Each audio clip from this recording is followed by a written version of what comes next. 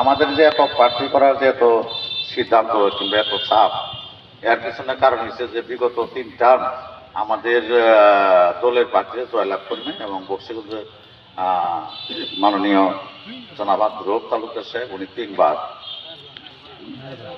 4বার উনি উপজেলা আওয়ামী লীগের উপজেলা পরিষদের চেয়ারম্যান নির্বাচিত হয়েছে। এর মধ্যে হয়তো কোনো কোনো সময় ধরেন আমাদের দলের নেতৃবৃন্দ ওনাকে সমর্থন করছে, আমিও এক সময় তার সমর্থন করছি।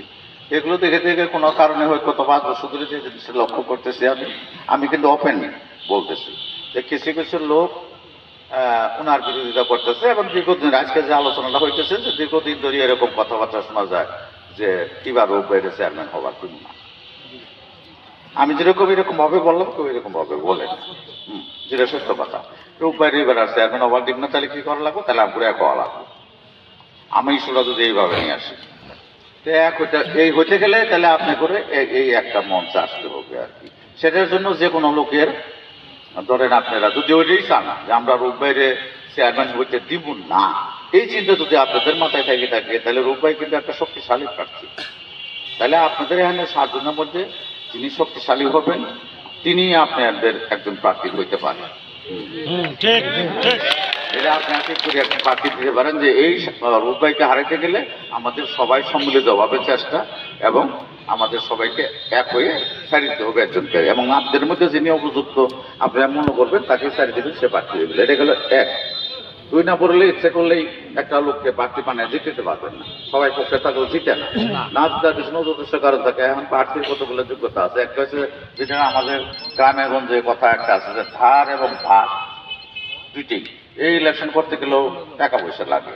তার মধ্যে এই যে সদ্য সমাপ্ত নির্বাচন বক্সগঞ্জ পৌরসভা ইনাদের মেলা টাকা পয়সা করেছে, অনেক ভোটারের কিংবা আমাদের নেতা কর্মীদেরও এরকম একটা চিন্তা হয়েছে যে ভোট টাকা পয়সা খরচের ব্যাপারে। যে এই নির্বাচন করতে গেলে যারা যারা প্রার্থী হয়েছে কারোরই এরকম আর্থিক সামর্থ্য নাই। ব্যক্তিগত জনপ্রিয়তা এটা আপনারা যাচাই করবেন, কিন্তু আর্থিক সমস্যা কারোরই এরকম নাই যে সেগুলো সব বিবেচনা করে একটা চেষ্টা করতে পারেন আপনারা। আর আমি একটা প্রস্তাব দিই, এটা প্রস্তাব একটা অনুরোধ। যেমন ধরেন ইসলামপুরে সিলেকশন দিয়ে দিচ্ছে আমাদের মন্ত্রী সাহেব, মেলান্তরে আমাদের মির্জা আজম সাহেব সিলেকশন দিচ্ছে বিকাশ সাহেব বসেছে। আপনারা যদি আমাকে অনুমতি দেন সবাই মিলে এবং মনের মধ্যে কোনো কষ্ট থেকে অনুমতি দিবেন না। হয়তো আমার মুখের সামনে যে পেশাব বিরুদ্ধে গেলে পরে আবার উনি আবার সিবেট ফেলাই দেয় কিনা, আমি কিন্তু কারো সিবেট টিবেট ফেলাবো না, ওই চিন্তাও নাই। আমি কারো সিবেট ফেলাবো না। আপনারা যদি সবাই মিলে মতো দেন রূপবাড়ি বসাই দিই, এটা হারাবের চাল, রূপবাড়ি বসাই দিই।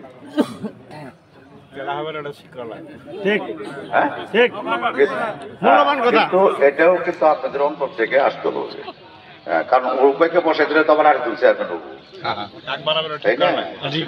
যদি আপনারা অন্তর থেকে চান মনের মধ্যে রাখি কোনো কথা কবেন না, আপনারা অন্তর থেকে প্রার্থনা করি আমাকে বলতে হবে যে রূপবাইরে বসাই দেন, আমি রূপবাইরে বসাই দিই।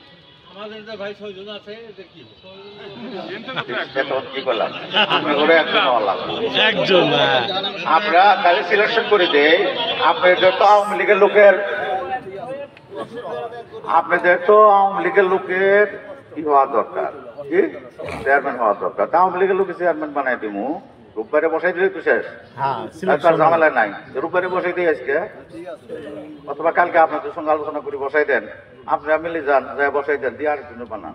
এখন আপনাদের হয়তো যদি আমি আমরা ওই যে মেলান্দরের মতো ইসলামপুরের মতো সিলেকশন প্রার্থী করে দিতে পারি, কিন্তু এটা আপনারা মুখে মুখে বলবেন, আমার অন্তর থেকে বলবেন না, তাহলে কিন্তু সম্ভব না। সবাই একেবারে অন্তর থেকে যদি আমাকে অনুমতি দেন তাহলে রূপ বাইরে বসাই দেওয়ার শক্তি আল্লাহ আমার দিচ্ছে।